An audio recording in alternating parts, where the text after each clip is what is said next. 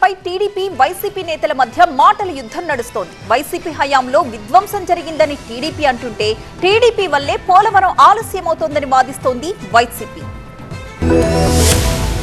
ఆ రోజు ఏదైతే చాలా క్లియర్గా పోలవరం ప్రాజెక్టుని త్వరితగతిగా పూర్తి చేయాలి అనేటువంటి ఉద్దేశంతో అన్నీ కూడా సమాంతరంగా, అంటే ఏదైతే డయాఫ్రమ్ వాల్ కానీ, ఎగువ కాపర్ డ్యామ్ కానీ, దిగువ కాపర్ డ్యామ్ కానీ, స్పిల్వే కానీ అన్నీ కూడా సమాంతరంగా చేసుకుంటూ వెళ్తున్నాం. ఎందుకంటే టైం అనేది చాలా తక్కువ ఉంటుంది కాబట్టి తక్కువ టైంలో ఇప్పుడు ఏదైతే కాపర్ డ్యామ్ ఉంది, ఇప్పుడు నిపుణులు చెప్తూ ఉన్నారు దాని టైం బాండ్ అనేది 3 years 4 years కాపర్ డ్యామ్ ఉంటుందని చెప్పి.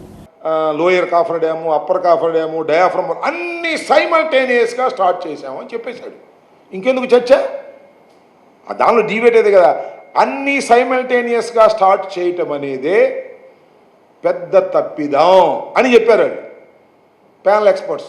ఎక్కడ కెనడా వాళ్ళు, అదేవిధంగా అమెరికా వాళ్ళు. నువ్వే ఒప్పేసుకుందో అది ఇంకా చర్చ ఏముంది? తప్పు చేశామని తెలిసో తెలియకో మా బ్రదర్ నాయుడు గారు అంగీకరించారు. రామానాయుడు గారు పాపం మంచోడు పాపం.